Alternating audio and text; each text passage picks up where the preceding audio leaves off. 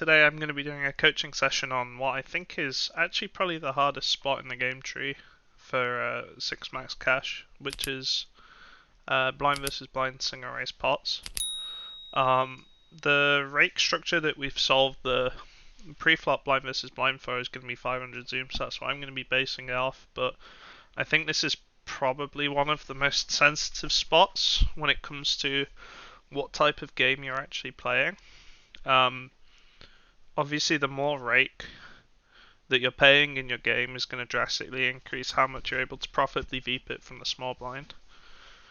The higher the rake, generally the lower your VPIP's actually going to be, and the more slanted it's going to be towards aggressive actions. So I have the tree up here, and yeah, this is for RFI only, so let me pull up the correct one,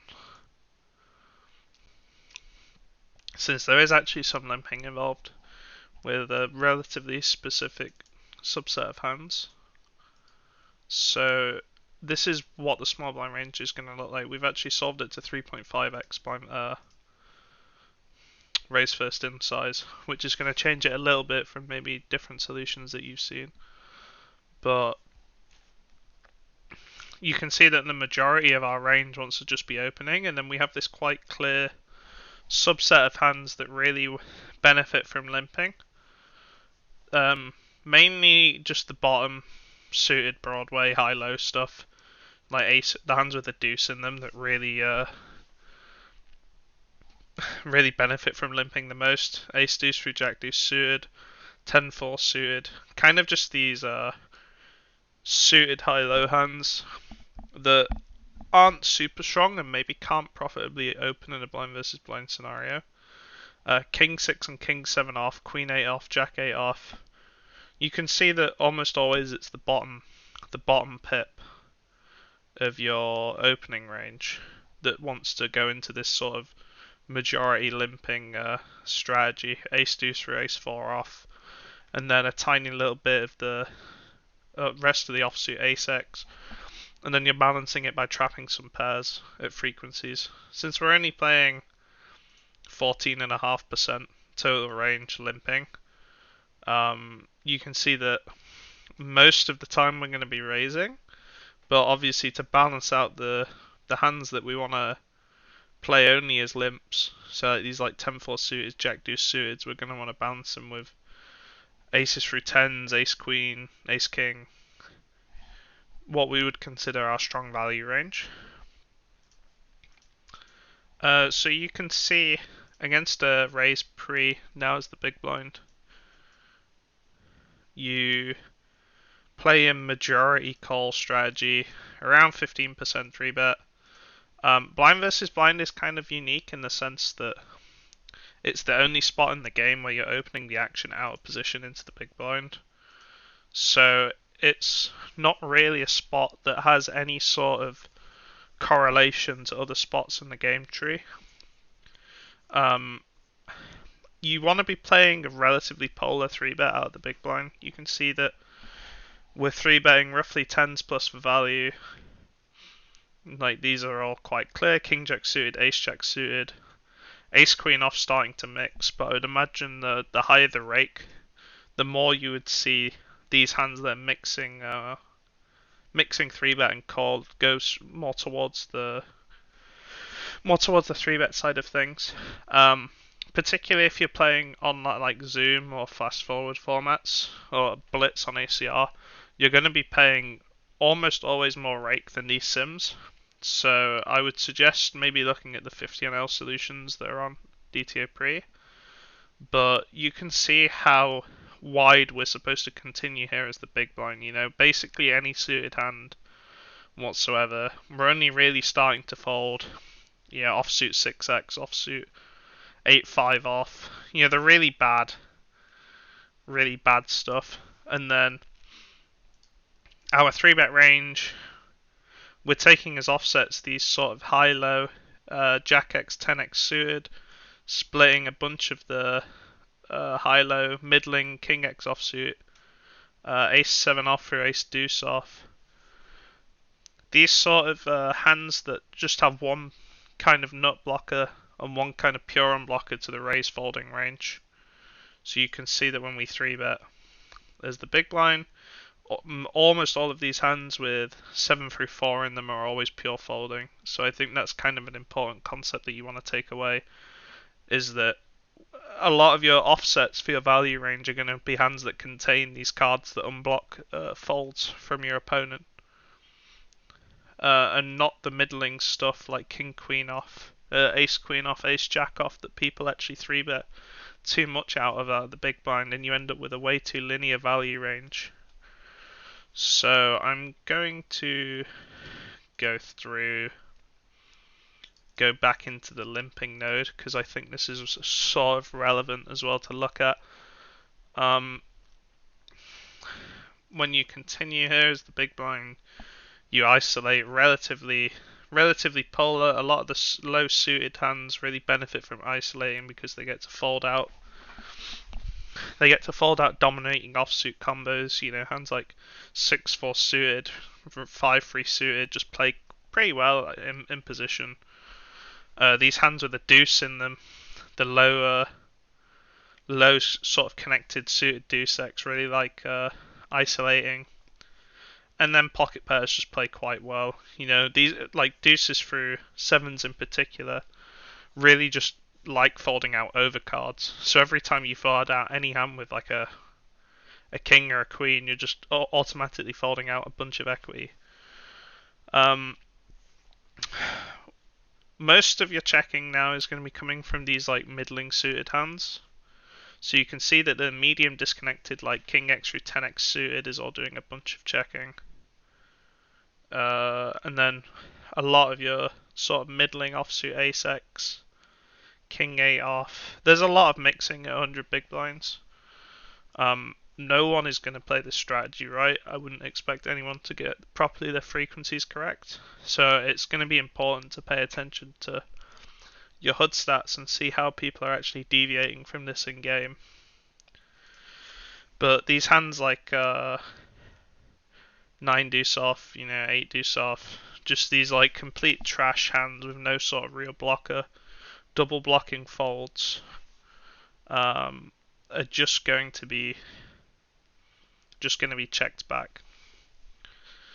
So if you look at what this is going to mean when we look at these ranges for when we isolate a limp as the big blind. So you can see that that's the range, and then obviously we have this relatively condensed range, not many combos whatsoever. So we're actually going to do a lot of checking back in position, which again is I think something people don't play in these nodes particularly well. We have a very wide range in position. We're going to be doing a lot of polar ISOs. Particularly ace-high boards in general. Going to look pretty bad for us. If you look at this range, a lot of these pure limp calls are just coming from these like offsuit ace-x sort of region. Yeah, ace-3, ace-deuce suited. We have a lot of coverage of the ace-x region, which I think is the board that people are almost always going to play the most incorrectly as the big blind. You play a lot of polar stabs IP actually, and a lot of big bets after isolating limps.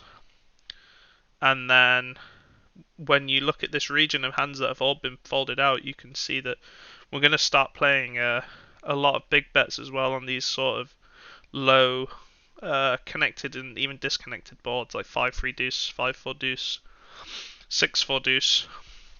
Because even though there's going to be a relative symmetry in sets, we're just going to have this range of overpairs that's just really crushing the out of position player's range when they have this range of mostly suited and high card dense hands. So I'm going to go ahead and actually play some of the node now and hopefully go over some of the spots that we can see. demonstrated from the preflop ranges. So let's go on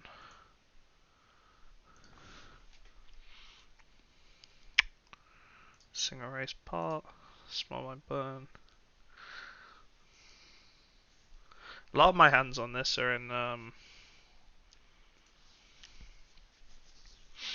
the dev server actually. So this jack high board, I think when we ISO and defend, we've raised pre against a defend. I'm not a huge fan of using 2 c-bet sizes, just in general. There are definitely some spots that warrant it. I mean, this being a wide range out of position spot is this could be a board where I could see we could benefit from having 2 sizes, definitely. I think King 10 on an 86. I'm gonna go ahead and big bet. So yeah, you can see our hand is mixing both sizes, very little checking. We have kind of a really nice barrel off combo. The king having no suit to the board is going to be nice because we're going to unblock a bunch of equity hands that are forced to fold, block a bunch of the king X suited with pairs, the relatively high EV hands. You can see that King 10, all of the combos are relatively betting about the same. There's a smidge more. Sorry, I thought we had a heart. You generally want to have a flop suit when you're c-betting with the off-suited combos because you want to block these backdoor hands. So having the King of Hearts is going to be worse actually for betting here because we want to block hands like King 8 with a backdoor that's going to continue against the big bet.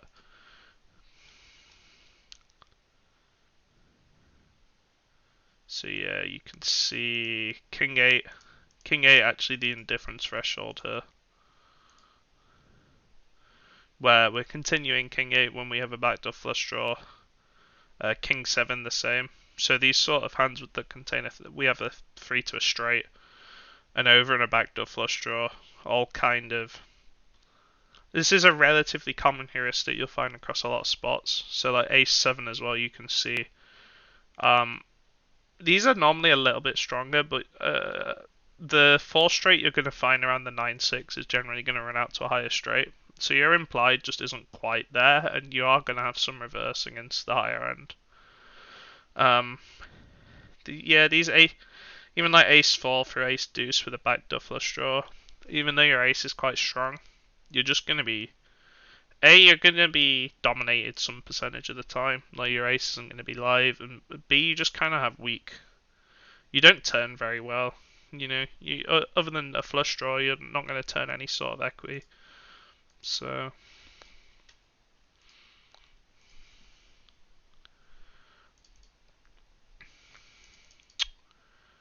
King Jack 4 facing an imposition bet. We rolled exactly the middling number. I wouldn't be surprised if this continued against small. This is actually the cusp hand. I think I'm going to fold, but this might be an inaccuracy.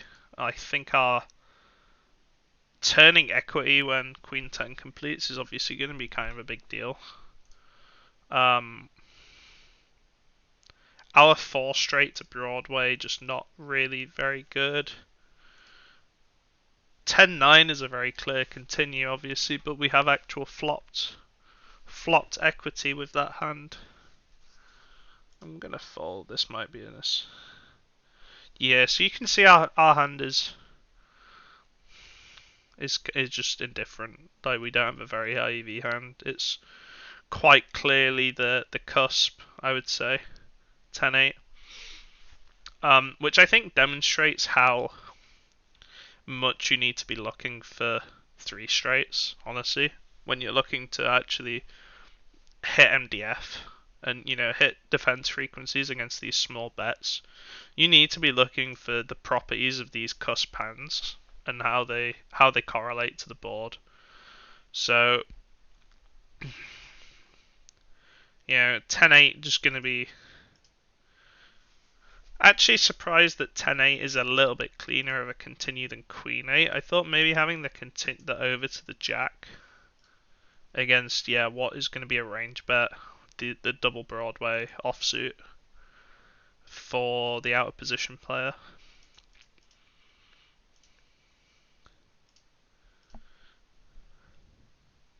Ten eight, 10-7, both folding, but you can see how little you fold here. IP facing these small bets, and I think one of the reasons you still see people over c-betting just as a natural exploit is how much people fold to these small bets. Even like obviously everyone's relatively aware now that you have to defend a lot, but you know these sort of what a 10-4 is a bad example. 9-5 suited with a backdoor. Like, I don't really see people hitting these very much. And yeah, I guess I'll go over the raising heuristics since we're in here. 3 straights, 3 flushes around the bottom pair is a very common one.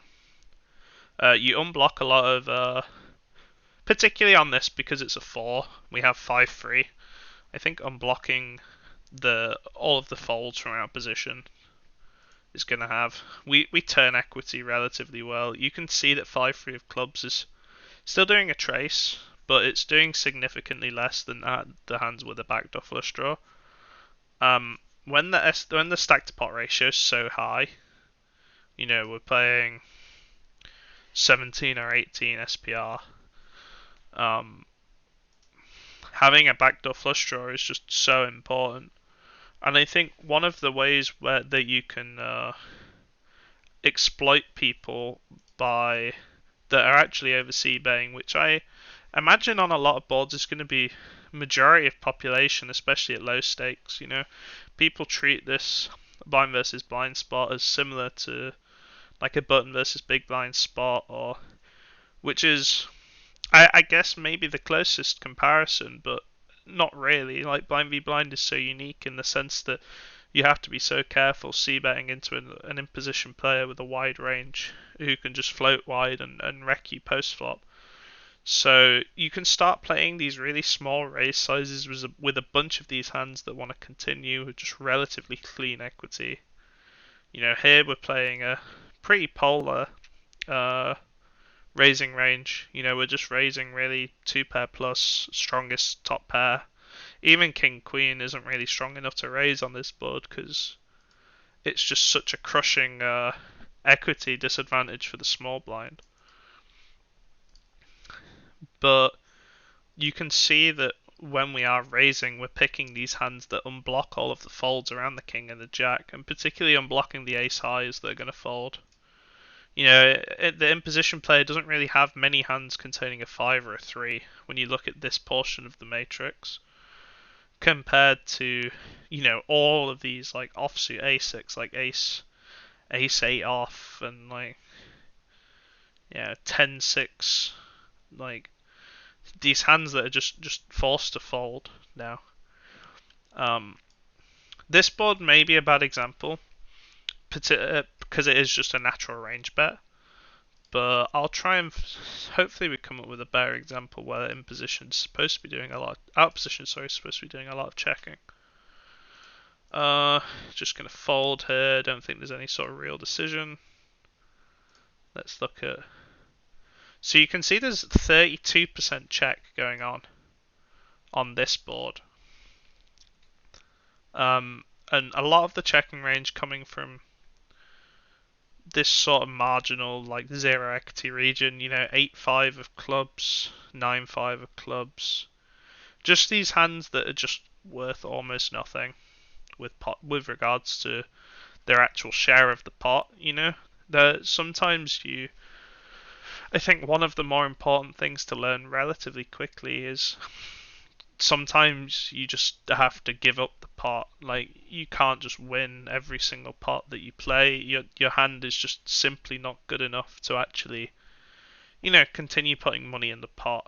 And I think if you looked at the result from when see what raise sizing we're using. I imagine we're using quite big on 10-4 deuce flush draw, yeah. You can see again that we're playing quite a polar raise size here. Sort of ace, this like ace 10 plus the region for value, and then some combo draws. Ace 5 of spades, obviously being a ace 3 of spades, being two relatively easy ones. Sets and 2 pair, and then 5 6 of spades with a go. And then these sort of offsuited high low with a 3 straight, like queen 5 king 5, queen 5 king 5, that just turn very well and allow you to have profitable barrels on the third spade as a bluff. If your opponent starts c-betting this spot 100% of the time, you can just start playing like this sort of small raise strategy. So like you can just have 10-9. Your opponent, these people that are playing, I'm sure there are people in the lower stake Zoom pools. I mean, they don't really exist in the games I'm playing anymore. I think almost all of the regs play relatively reasonable c-bet stats, sort of around the 60-65% mark. But if you see these guys that are playing like 80 or 90% c-bet, or I guess particularly in live poker, actually, where no one's controlling frequencies whatsoever.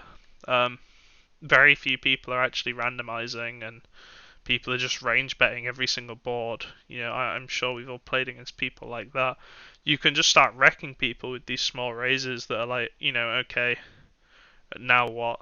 And they have to start aggressively 3-betting the flop, which I think I've seen relatively few people do actually in response to this strategy. And they just allow you to, if people play badly against the small raise, they're just going to allow you to over-realize your equity with a majority of these hands. You can just have a hand like ace queen off and just raise and check it down and just win a lot, which is just huge. You just fold out a bunch of equity and make his range put in more with marginal hands.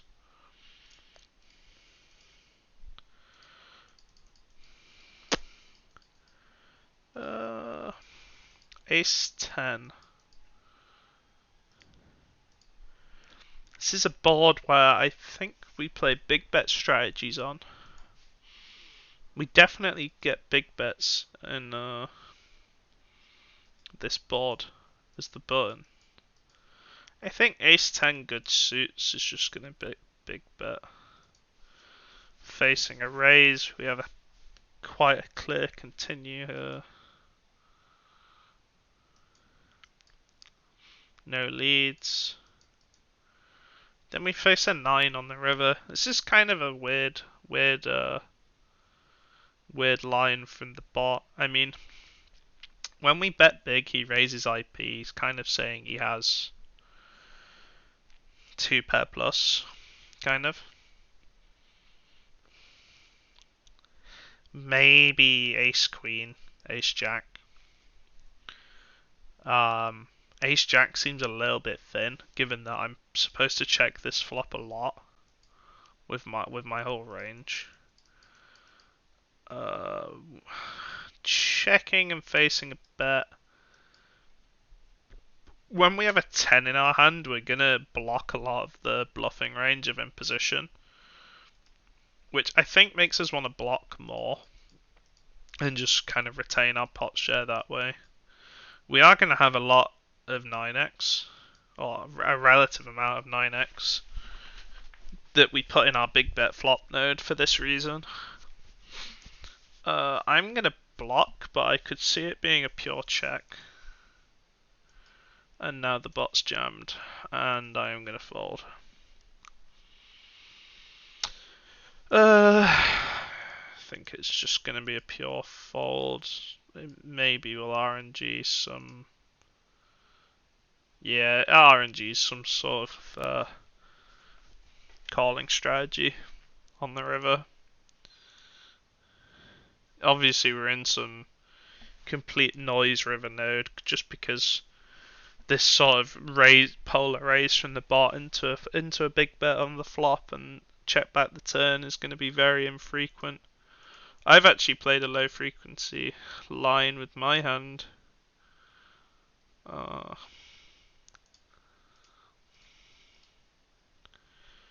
Most ace 10 is just not, is kind of the cusp it looks like for actually big betting.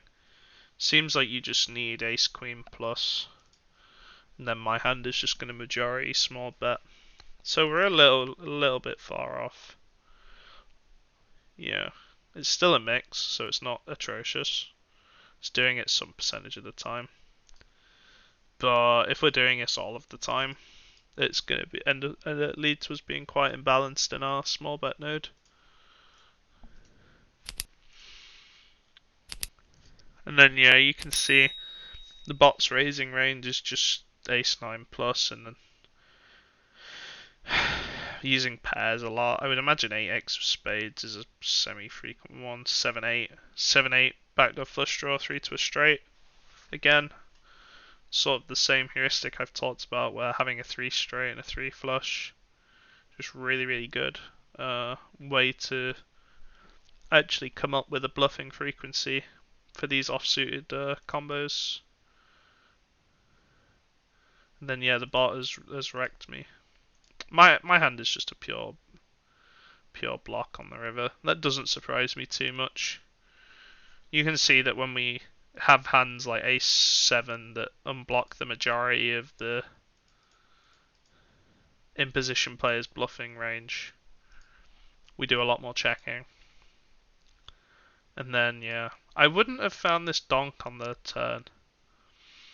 I guess we just lead call it off on the no spade. Yeah, ace king just sees no spade and is like, okay, good luck. But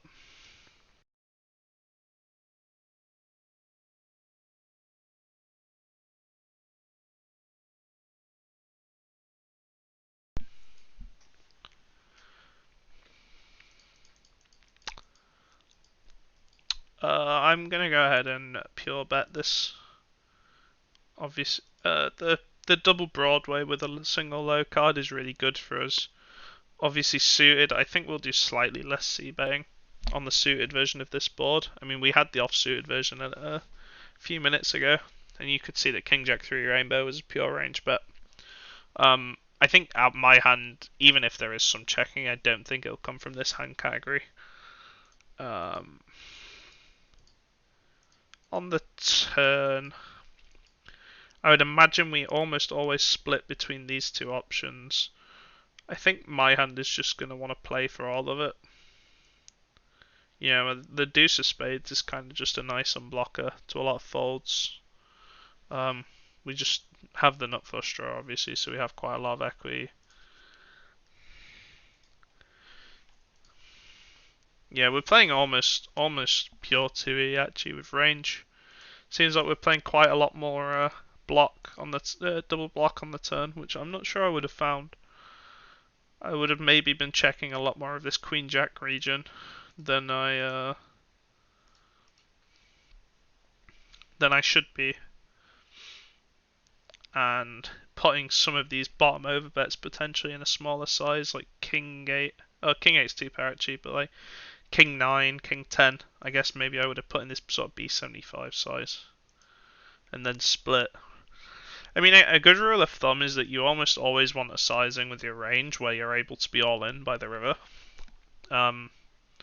This is applicable for almost every single spot in the game. You want to be able to play sizes where when you are able to have the nuts, you can be all in. Like I think a lot of people really struggle with that concept as a whole. People generally, I think, put too much money in the pot with the wrong category of hands, and then don't put enough money in the pot with the right category of hands, which I think is quite a big population leak actually. A really good example would be probe sizes on ace high boards. If you ever look at any of those in solvers, or even just in DTO, you can see like ace high boards when it goes check check. We're almost always supposed to play an extremely polar double pot size, which is known as, I guess, 2E is the sizing how we refer to it, which is just geometric sizing in PioSolver. Let's play another monotone boards. Again, a category of boards where we should be doing a lot of checking against imposition. On an 82, I am going to check, but I think we might do quite a lot of betting actually on this board in particular.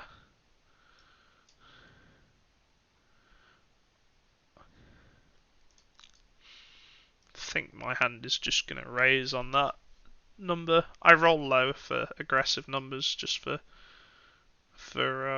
reference. So I think my hand is going to raise quite a lot. I think 28 comfortably makes it in. And now on the 4 flush, we are going to play a relatively high frequency block strategy, I think, as a whole. I don't really think my hand is going to do very much checking at all. I think we're just going to want to be all in by the river with my hand. Turn some flop showdown value into bluffs by the river. It could be a check. Is it a pure check? Oh, it's a pure big bet. Wow. We just play a 2E strategy on the turn. We just play geometric. I would have thought that potentially we play this small bet into a bigger sizing on the 4 flush on the river. I know I've seen a lot of monotone boards where just front loading doesn't generally occur very often, but I guess we're just very polar to. It's a very low combo spot in general. So I think I rolled a 28, right? My hand raises 23% of the time. As I said, it's mixing check and bet. We're only betting about 40% of our range on this flop. So check raise as a whole is only going to be 12 combos, and then we're going to be splitting bet and check.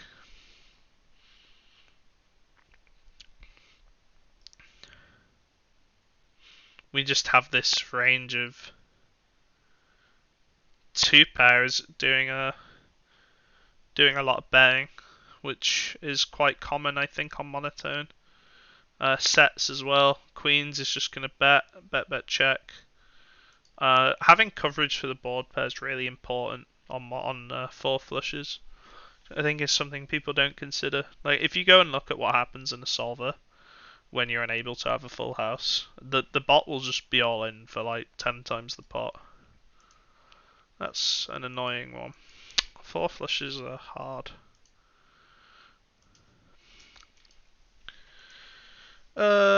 Queen 10-6, so we have a double Broadway sort of semi-disconnected board. Obviously the 6 offers some connectivity, but not really. The only hand that really sort of adds anything now is 7-8. It becomes a go to the bad end of the straight. I think we can do a lot of betting on this board.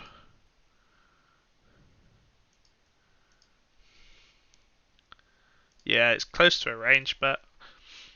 You can double Broadway. I mean, I'm gonna use 10 as a Broadway just purely for this example, but double Broadway disconnected rainbow boards, generally speaking, just very high c-bet percentages for the PFR.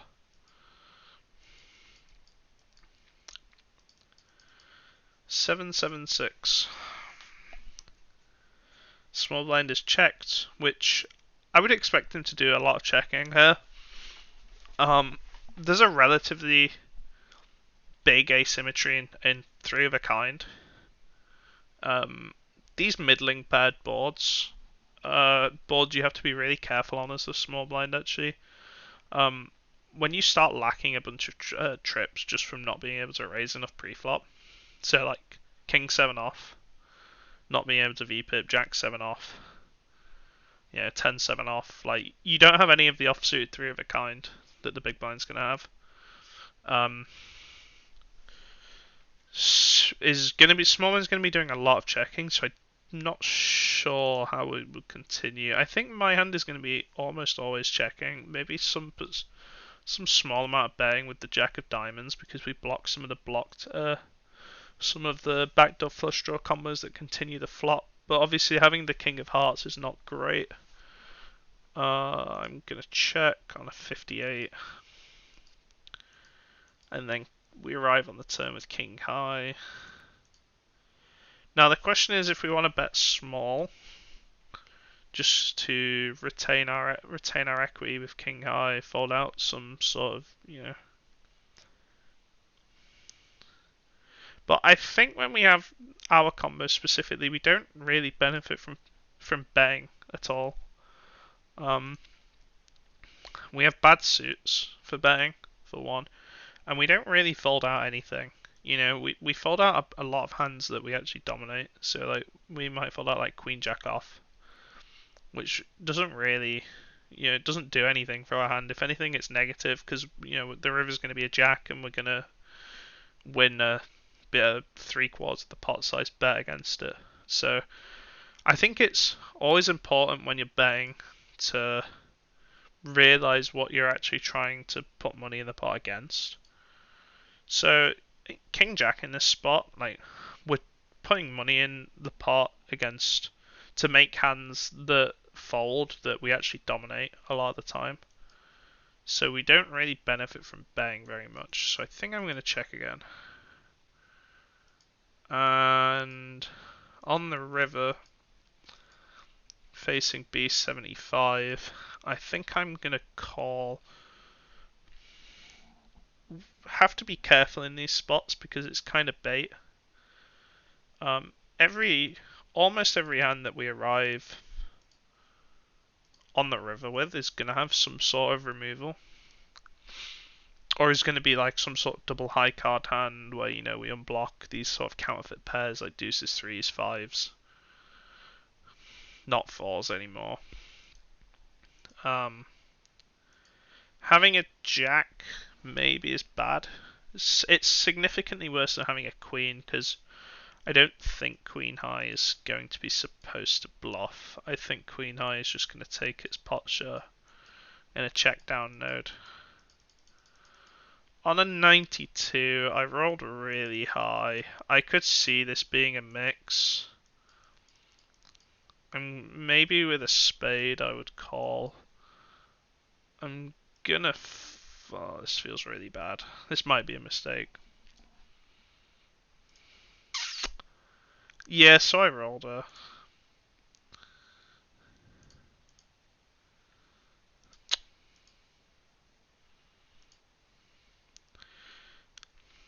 You can see that King Jack, when it has a spade, is doing more calling. Slightly more.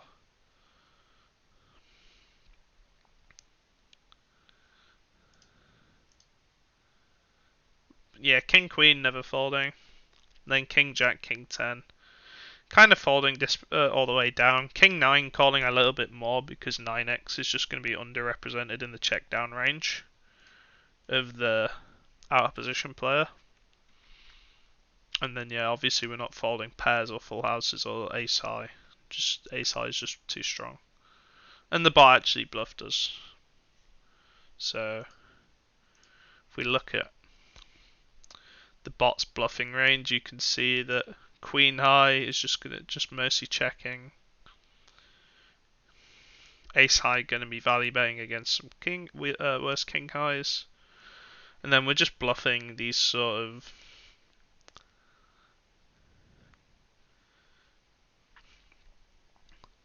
worse jack high is 10 high. Then the pairs or the rivered 4 actually loves overbetting because it blocks the rivered full house, which is like a relatively high EV. Well, I say relatively, it's a very high EV hand in our range. So when you have a you have Jack 4 in this spot with the river full house blocker.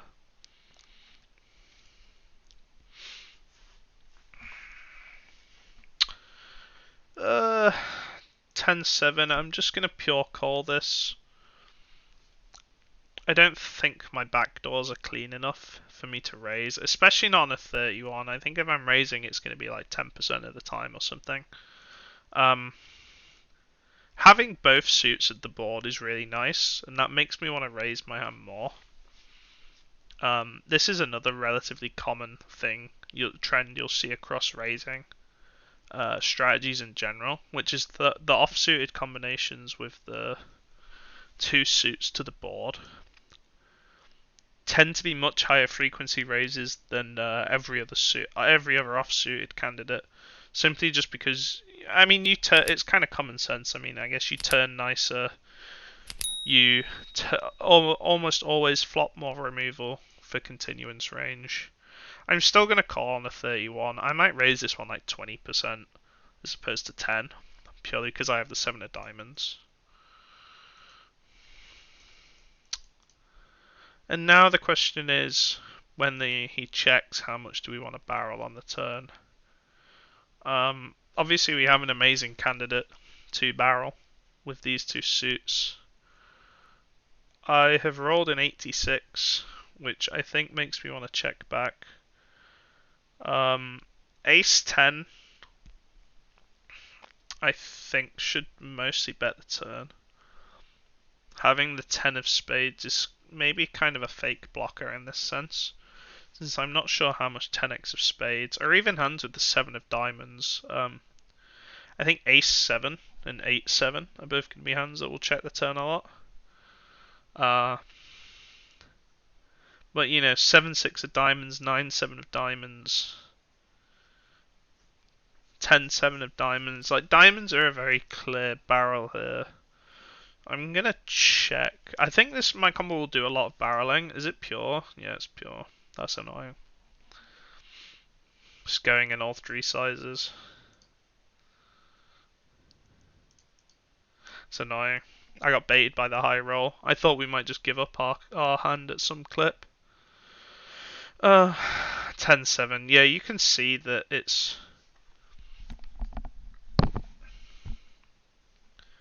The combo with the diamond and spade is just doing... It's actually just the 10 of spades, really. It seems to be relevant, but when you have 10 of spades, 7 of diamonds in particular, that's the only combo that is doing literally zero checking. So I kind of got scammed a bit by the RNG, but it is important to note the barrel frequencies. When you're trying to control your frequencies by splitting these offsuit hands, the suits on board heuristic is a really good way to do that. So when you have the high card of the front door, and then obviously the backdoor blocker as well, you kind of just get to go nuts. This probe overbet as well, something I talked about, where we just, on ace high boards in particular, we just have a range that really wants to be all in. You know, we have this range of like really strong draws and piles of 2-pair, and obviously now on the wheel we turn 3 combos of straights, 3 combos of sets that we arrive at the turn with close to pure. So it's going to be quite a big EV loss actually if you're not finding this. 61 combos of turnover betting. So obviously I managed to hit an inaccuracy with a very high roll. Kind of an unfortunate roll.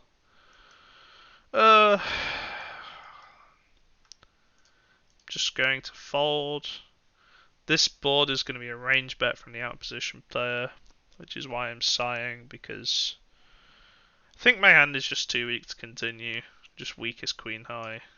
Gonna let it go. You can see it's mixing a little bit of call. Queen 6 really the only combo I would consider folding. With spades, it's quite an easy call. But just Badoogie Queen 6, no suit to the board. We just don't have enough equity to continue more. You can see how much of our range we're continuing, really. We're basically only folding these like absolute garbage hands with no... Interesting that even hands like 8-5 of diamonds that actually has some sort of backdoor around the 9 that isn't a flush draw and has a backdoor flush draw still doing a little bit of folding. But the rest of this is almost all common sense. We're just folding the absolute stone bottom, zero equity sort of hands. 2 pair. So I have to imagine that when we play 2 sizes inside this equilibrium, 10-7 is going to be a hand that is going to want to go in the sizing where we're trying to play for the most money possible. So I'm going to big bet this. I have fallen for the bait here a few times with these 2 bets where it is only one sizing exclusively getting used. But I think Queen 10-7 flush draw is going to have some big bets. Yeah, you can see our hand is almost exclusively big bet. We're not really putting very much money in the pot with a lot of our range.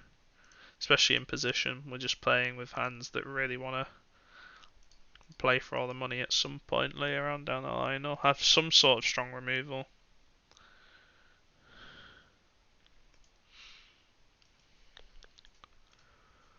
Uh, 6, 7, 8. Board, I would imagine, is going to be a very high frequency check. Here is the small blind. We don't. I mean, there's kind of a symmetrical offsuit nuts. I think that maybe the offsuit 2 pairs that we're lacking is going to weigh it towards being a majority check. I think my hand on a 90 is always going to check. And then facing this polar stab, I think we have an easy court check call. Would consider leading some parts of my range on the 9. I think on the 5, the leading idea gets quite a lot clearer because we have a significant amount more 9x that check calls the flop than we do 10x. I think on a 9, the leading idea is going to be a lot lower frequency. You kind of have to be careful with these. I think I might have pressed the wrong button. Okay, I'm just going to check again. Think my hand is going to be unlikely to fold with the gutter. It kind of sucks. I would fold Queen 8, King 8 quite trivially. Jack 8 is kind of a gross one, especially when I think the Jack of Diamonds should be a card in my hand that he shouldn't be bluffing with, so we should theoretically unblock a lot of the in-position players' bluffs.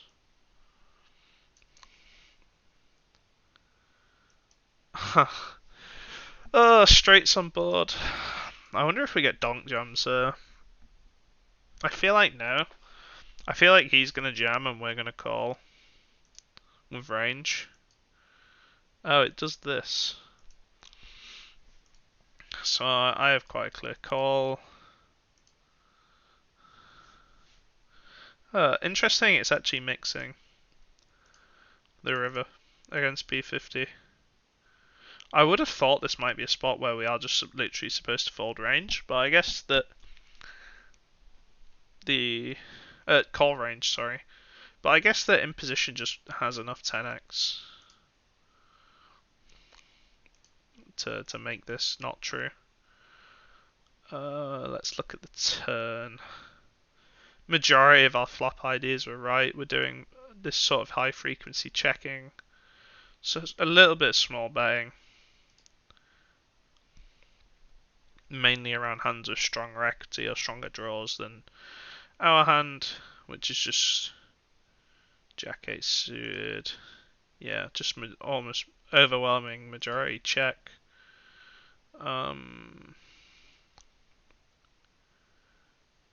Suck at calls on the turn. So yeah, you can see that the idea that I mentioned on the turn with regards to like this sort of emergency equity, which I guess it might be a PLO concept or from a different game. The term emergency gut shot, but you can see that obviously every other 8 except for Jack 8 that has no redraw is just going to be folding. So it's important to think about your range in spots like this when it comes to continuing on flops and turns. With this is mainly a concept for turns, I think, that you have to be careful with, where you have this range that's really dense in pairs, and you're like, okay, which blockers do I have now that actually interact with the board, for one, and my opponent's range, and two, which, do I have any additional equity? So oftentimes you'll see some of the in these spots where you don't continue linearly, you'll prioritize calling hands with a pair and a gut shot compared to the hand with the much stronger kicker, purely because having the redraw against your opponent's range in a spot where you have close to a pure bluff catcher anyway is just too important for the EV of the hand. You can see that the same heuristics are applying across 9x as well. So Jack 9's calling, and then every other 9 is just folding, except for Ace 9 of the nut flush draw, and even Ace King of Spades is just a pure call. A tiny little bit of all in, and we're just starting to fold pairs and even folding a little bit of 2 pair actually.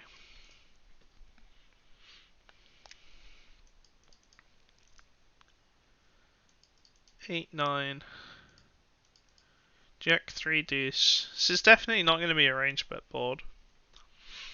I think with the 9 of hearts I'm going to do some bang. I could be lying, and this could be a range bet board. I think when I have removal for the worst of my opponent's offsuited combos, like maybe like 8, 9 of spades might just be a check fold, honestly. But I think the 9 of hearts maybe makes this playable. I am going to check a lot. Would consider some barrels with the 8 of diamonds, but I think my hand is just going to wave the white flag. And now when we've rivered a pair, there's some ideas around blocking here. With an 8 in my hand, kind of a very neutral board. I think 9x of hearts. Like if I had 8, 9 of hearts, might end up just being a pure block, since I don't think my opponent is supposed to bluff many hands containing the 8 of hearts. I'm gonna block my hand. I could see it being a check. Yeah.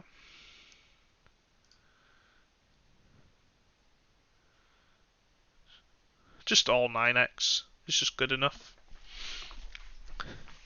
You can see that the idea around the heart is being applied actually in the ace 9 region. So ace of hearts 9 is doing some more checking. Then ace of spades, 9 of diamonds for some. I guess there's some interaction around the ace of spades. Not really sure why.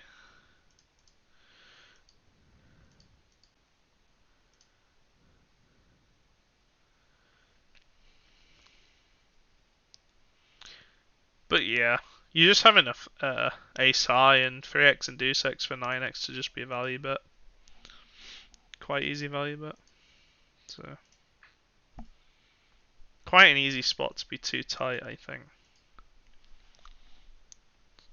With blocking. I know I naturally gravitated towards it being a mix, but I rolled an 88 first time. Middling connected flush draw board, so I think I'm going to check a decent amount. My hand seems like a very clear check on an 88. Check, check. Turn queen. I think again we just have a hand that our checking range is almost built around. Ace high, no draw. I'm just going to fold to that bet. Pure in every node, which is nice. You can see we're doing quite a lot of checking. Again, this is one of the boards I was talking about where if you find people that are just playing like insanely high c-bet on these types of boards, you can really go to town in position on them. 2 pair. I will bet because I have 2 pair. And I rolled quite low.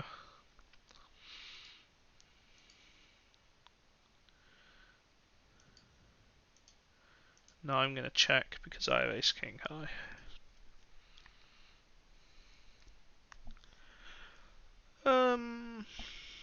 Against this sizing, I could see us continuing some portion at a time. I think with my suits, I have very bad suits. I think I would continue with a diamond, maybe, and just fold the rest without. Let's see if we... Yeah, we're continuing ace of diamonds and king of diamonds. King of diamonds actually a slightly better blocker than the ace of diamonds here because you dominate the nut flush draw. I think it's quite a common heuristic that comes up in these spots actually. We're having the second nut flush draw specifically when you have ace king and sometimes ace queen high. Ace queen not so much, but particularly ace king, you can see that the hands where ace king is a mixed frequency call, the king of diamonds is often outperforming the ace of diamonds because dominating the nut flush draw is really big for your hands EV. Jack 10-8. A board that I think is probably going to be over c-bet. We're c-betting into a range that has 9-7 off, queen 9 off.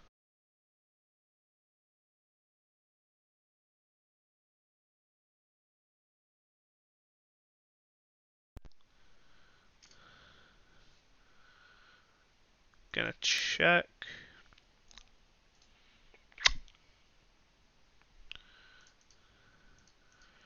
Queen, I think I'm just going to check again, but I could see potentially pulling some sort of bluffing frequency. A low clip from my hand with the redraw. I think we're just overwhelmingly going to use some of the garbage we have. So like the naked ace of hearts or naked ace of diamonds. Or ace x with a low card or flush draws. Or we have a lot better candidates than my hand to be bluffing, and now I think we just have a pure check on the river. Oh, we actually are doing some clip of bluffing on the river with our hand.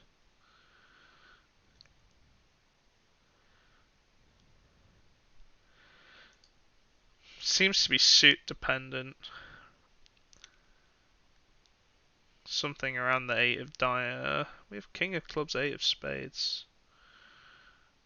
Not totally sure why my combo likes to bet so much. King of hearts, 8 of clubs is a pure check. King of diamonds, 8 of spades is a pure check.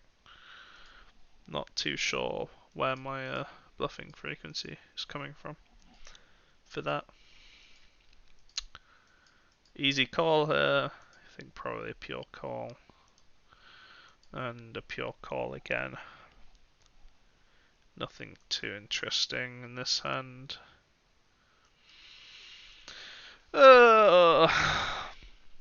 This is a bit of an annoying spot. I think maybe without a spade I might... Raising feels not the greatest. Raising without a spade. I think you might need the 6 of spades to raise. This could be way too nitty of me against a bot.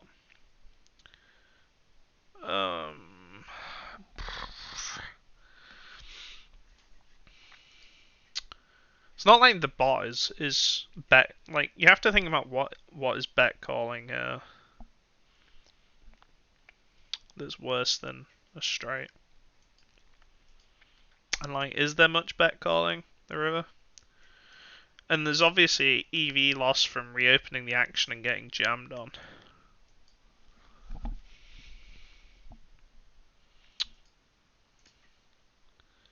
Yeah, can't raise. I wonder if 6 of spades 6 is doing some raising. Yeah, you just need a spade. It's just a function of having the blocker as well, which is what I thought. It's just a very low frequency raise node in general.